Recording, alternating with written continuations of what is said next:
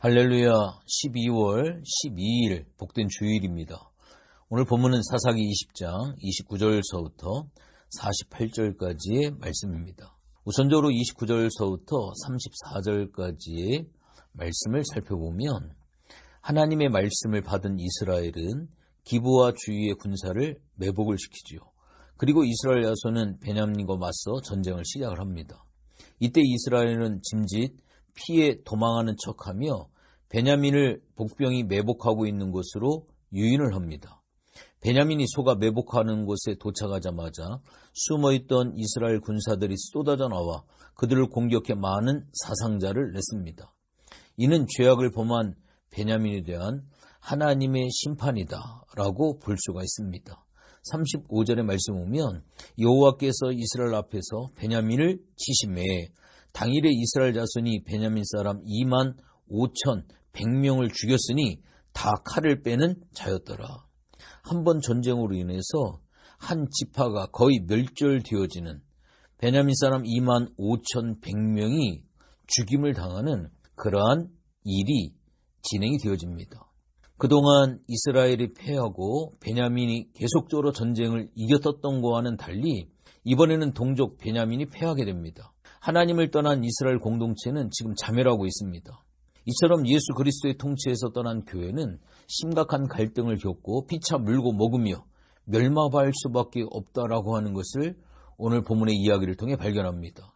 심각한 갈등 속에서 주님의 사랑을 잃어버린 교회는 어디에서 떨어졌는지 생각하고 회개함으로 그 처음 행위를 회복해야 합니다. 그렇지 않으면 요한계시록의 에베소 교회를 향하여서 촛대를 옮기시겠다라고 주님이 말씀하신 것을 기억해야 됩니다. 그렇기 때문에 교회가 회복되기 위한 길은 오직 하나, 복음으로 돌아가는 것입니다. 공동체 안에서 다른 지체와 심각한 갈등을 겪은 경험들이 있으십니까? 만약 지금 그런 갈등을 겪고 있다고 한다면 그 갈등이 공동체에 어떤 영향을 줄 수 있다고 생각을 하십니까? 성도로서 우리는 분명히 기억해야 할 것은 이러한 분열적인 요소는 누룩과 같아서 공동체를 쉽게 또 빠르게 오염을 시킬 수 있습니다. 그렇기 때문에 그 갈등이 더 악한 영향을 미치기 전에 원인과 해결 방안을 모색하는 것이 절실합니다. 이제 이 갈등을 해결하기 위해 할 수 있는 일은 무엇이며 주님께 무엇을 위해 기도해야 할지 우리가 생각해 봐야 합니다. 우리는 복음으로 돌아가 화평을 구할 수밖에 없음을 깨닫게 되어질 것입니다. 이어서 35절서부터 39절까지의 말씀을 보면 이스라엘 병사들은 먼저 복병을 기브아에 두고 성읍에서 큰 연기가 솟아오르면 성읍으로 다시 돌아와 공격할 것을 군으로 정했습니다. 그리고 그들은 짐짓 패하는 척하며 동족 베냐민을 꿰어 성읍 밖으로 나오도록 유인을 합니다. 베냐민 사람들은 그들의 꾀임에 빠져 성 밖으로 나오게 되는데 이때를 틈타 복병은 동족 베냐민의 온 성읍을 칼로 치는 공격을 감행합니다. 공격을 받은 성읍은 순식간에 큰 불길과 연기로 휩싸이게 되어지죠. 이스라엘 사람들은 동족 베냐민의 성읍을 공격하기 위해 패하는 척하며 그들을 성 밖으로 유인책을 씁니다. 이와 같이 복음에서 떠난 교회는 하나님과의 친밀한 교제에서 멀어져 있기 때문에 다른 지체와의 신뢰 또한 쉽게 깨질 수밖에 없습니다. 그리고 사탄은 이 깨어진 틈을 악용을 합니다. 사단은 공동체에 깨어진 틈을 악용해 서로를 속이고 속게 만들어 이로써 공동체를 분열시키고 큰 어려움에 처하게 만듭니다. 그러므로 오늘날 교회는 영적으로 깨어 지체들 사이에 막힌 담이 무엇인가를 분별하고 그 깨어진 관계를 회복하기 위해 전력을 다해야 될 줄로 믿습니다.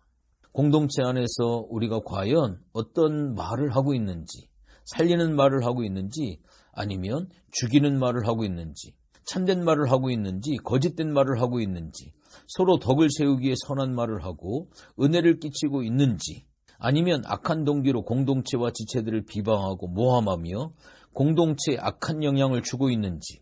물론 대부분의 사람들은 지금 자신의 행동에 악한 동기나 목적이 없다라고 생각할 수 있습니다. 더 나아가 지금 하고 있는 행동이 어떤 원인에 대한 합당한 결과라고 자신의 행동을 합리화할 수도 있습니다. 하지만 성도가 분명히 기억해야 할 것이 있습니다. 그 누구도 주님 앞에서 자신의 생각과 동기를 숨길 수가 없고 동기와 과정과 결과가 모두 하나님께 합당해야 된다라고 하는 사실을 분명히 기억을 해야만 합니다.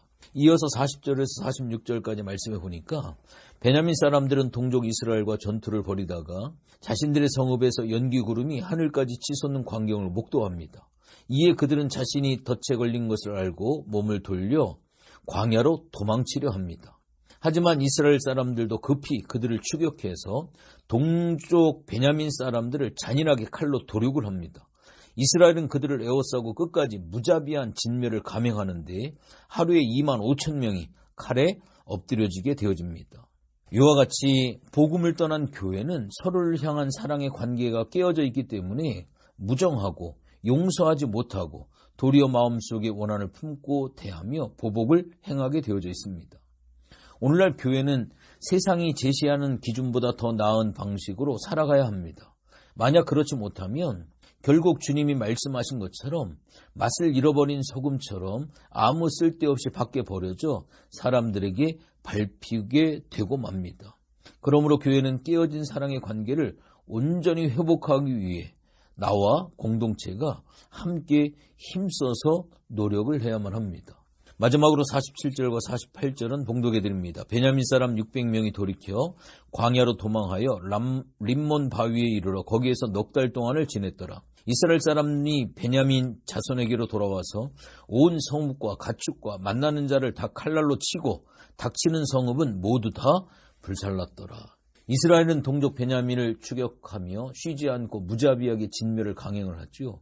이미 수많은 베냐민 사람들이 죽게 되었습니다. 하지만 남은 600명의 베냐민 사람들은 광야로 도망해서 림몬 바위에서 4개월 동안을 숨어 지냅니다.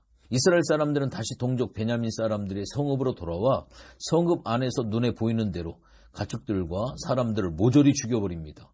그리고 닥치는 대로 모든 성읍을 불사르게 되어져 있습니다. 이스라엘은 이미 패배한 베냐민을 향해 끝까지 무자비한 진멸을 강행을 하죠. 이와 같이 복음에서 떠난 교회는 사랑을 상실한 가운데 조급하게 앞뒤를 살피지 아니하고 서로를 비방할 수밖에 없습니다. 또한 난폭하게 악을 행하며 마치 원수를 대하는 것처럼 행동하는 모습을 많이 보게 되어집니다. 복음에서 떠난 교회는 주님이 부르신 목적과 정반대의 모습으로 살아가게 됩니다. 결국 예수 그리스도의 십자가의 원수로 행하게 되어집니다. 그러므로 교회는 영적으로 깨어서 머리 대신 예수 그리스도의 부르심이 무엇인지 알고 믿음으로 행하기 위해 전심전력을 다해야 된다라고 하는 것을 오늘 본문의 사건을 통해 깨달을 수가 있습니다. 마지막으로 한 가지 질문을 합니다.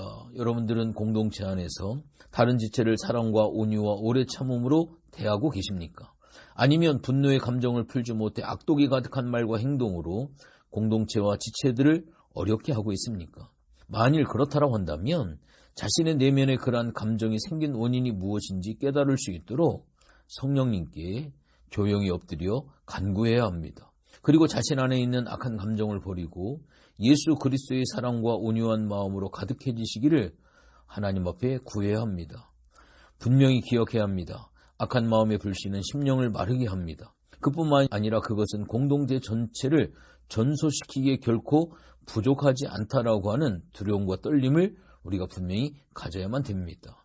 계속되어진 사사기의 내용을 통하여서 미가의 집안의 그러한 그 우상 섬김의 그런 죄악의 모습들, 성적인 타락의 모습들, 또 그 일이 원인이 돼서 결과적으로 동족끼리 싸움을 싸워가면서 잔인한 살육의 전쟁이 일어나고 있는 여러 가지 상황들, 보여지는 상황보다 더 중요한 것은 이 철저한 죄악을 통하여서 하나님께서 우리의 죄를 보기를 원하십니다.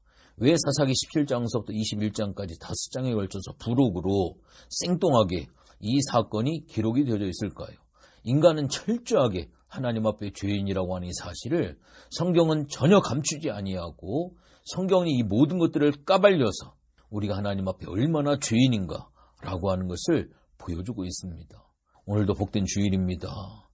오늘도 거룩하신 하나님 앞에 철저히 죽을 수밖에 없는 이 죄인이라고 하는 이 사실을 깨닫고 은혜의 보좌 앞에 주님의 은혜와 궁유를 구하기 위해서 오늘도 하나님 앞에 예배에 승리하는 여러분들이 꼭 되어주시기를 주님의 이름으로 부탁을 드리겠습니다. 기도합니다. 하나님 고맙고 감사를 드립니다. 사사기 후반부를 보면서 시간 참 많은 마음의 무거움과 아픔과 슬픔이 있습니다. 이거를 통하여서 내가 얼마나 하나님 앞에 죄인인지, 이 죄를 용서해 주시기 위해서 예수님이 십자가에서 피 흘려 돌아가시고 우리를 건지시고 우리를 살려주시고 우리에게 사사로 기름 부으셔서 이 마지막 시대 하나님의 사명자로 하나님의 일을 감당할 수 있도록 하나님의 대행자로 우리를 세워가십니다. 이 하나님의 크신 사랑이 사사기를 통하여 가슴 저리게 느껴지고 깨달아지는 복된 은혜를 허락하여 주시옵소서. 오늘도 거룩한 주일 하나님 앞에 예배자로 섭니다. 이 마지막 시대에 우리를 살릴 수 있는 것은 참된 예배로 승리하는 겁니다. 오늘도 복된 예배 가운데 승리하는 우리 모두가 되어줄 수 있도록 도와주시옵소서. 감사를 드리며 예수님의 이름으로 기도했습니다. 아멘.